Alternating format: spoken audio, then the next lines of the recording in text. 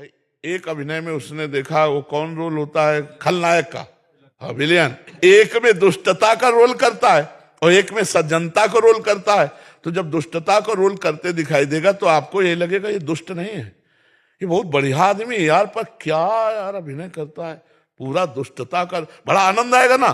तो ऐसे मेरा भगवान सृजन का रोल कर रहा है, पालन का रोल कर रहा है और नाश का रोल कर रहा है, जगत नाटक वैभवा, और अपने आप से अपने आप का सृजन कर रहा है और अपने आप से अपने आप का पालन कर रहा है और अपने आप से अपने आप का विनाश कर रहा है। यही खेल उसका सृष्टि का, और सृष्टि से परे जो धाम का खेल है, तो अपने आप से अपने आप को वही राधा बनाए हुए, अपने आप से वही सखियां बनाए हुए, अपने आप को ही वृंदावन बनाए हुए और अपने आप में खेल रहा है। वो दो नहीं है, एक ही तत्व है। जब ये रहस्य जान लिया जाता है तो फिर कोई संशय नहीं रहता है, समझ रहे।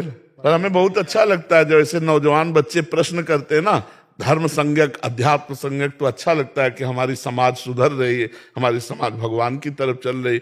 नहीं तो ये जो आजकल चला है ना, हम इसको हर उसमें कहते हैं boyfriend girlfriend live in relation, ये जहर है, हमारे जीवन को खोखला कर देगा। जैसे घुन लग जाए लकड़ी में तो ऊपर से लकड़ी दिखाई देती है, अंदर से बिल्कुल पोली हो जाती है। ये जो गंदी बातें चली हैं ये बहुत नाशकारी है हमारे समाज के लिए।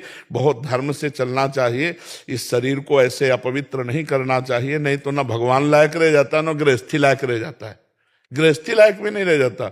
हम कई बार कह चुके हैं कि जिन लोगों को होटलों की खाने की चाट पड़ गई, उनको एक रसोई का भोजन अच्छा नहीं लगता, नहीं लगेगा ना। तो आज ये बॉयफ्रेंड ब्रेकअप, कल वो बॉयफ्रेंड ब्रेकअप, तो पति अच्छा लगेगा।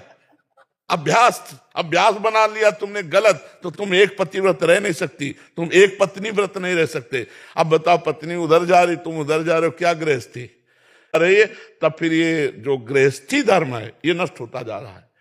पति पत्नी में विश्वास नहीं, पति पत्नी में समर्पण नहीं, भाई भाई में विश्वास नहीं, माता पिता पुत्र में विश्वास। अब देखो कैसा समय आता चला जा रहा है कि एक गृहस्थी जो बहुत खिला हुआ परिवार रहता था, वो आज सब मुरझाया हुआ हो रहा है, क्योंकि गंदी आदतें हो रही हैं। जिस हिसाब से हवा चल रही है तो और बढ़ेगा फिर। हाँ बिल्कुल बढ़ेगा। इसीलिए हम हर उसमें कहते हैं कि जितने के कान में पहुंच जाए, जितने संभल जाए कि अबलो नसानी अबना न सही हो, गलत आचरण मत करो।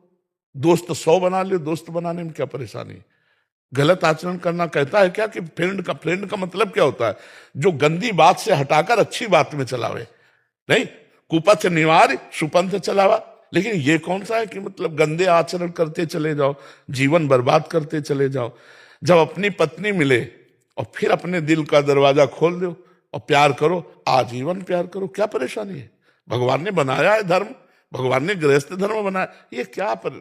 हम इसीलिए कह रहे हैं होश में हो जाओ, होश में हो जाओ। तुम आज जो गंदी बात कर रहे हो वो तुम्हारे पूरे जीवन और पूरे परिवार के लिए नर्क कर देगी।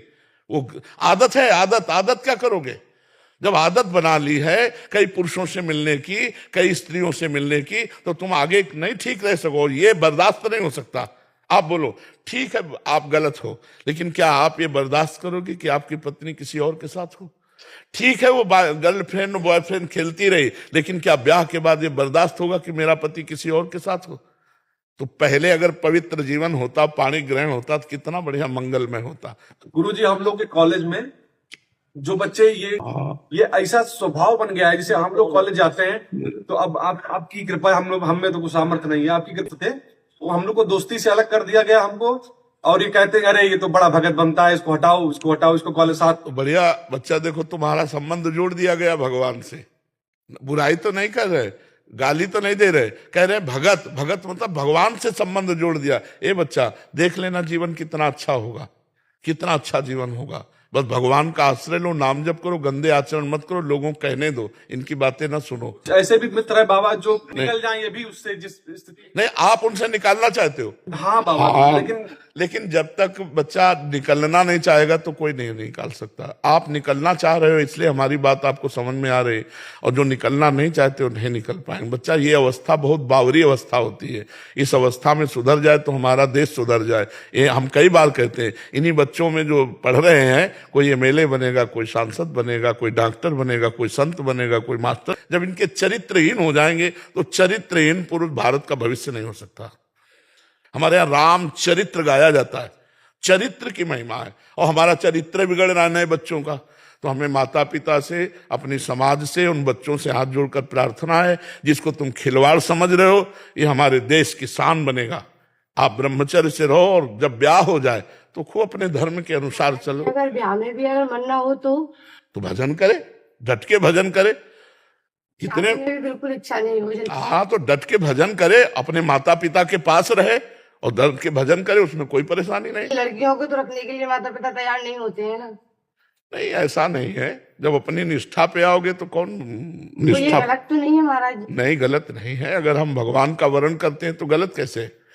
मीरा जी ने जोर से अपने जब ब्याह हुआ ना तो जोर से कहा था, मेरे तो गिरधर गोपाल दूसरो न कोई, जाके सिर मोर मुकुट मेरो पति सोई। तो उनके पति जी गुरु मानते थे मीरा जी को।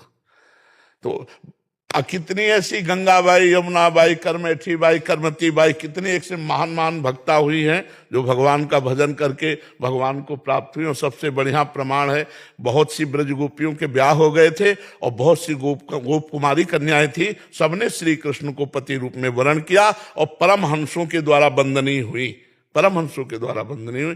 पर गंदी बात ना करे, डुप्लीकेट जीवन ना चले।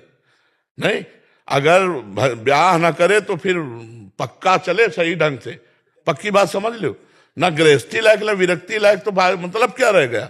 फिर चले तो ऐसे चले, आंख उठा के किसी की तरफ ना देखे। और ऐसा कि माता पिता नहीं रखेंगे, नहीं, अगर आप ईमानदारी से, सच्चाई से भजन करोगे तो भगवान सबकी बुद्धि बदल देंगे।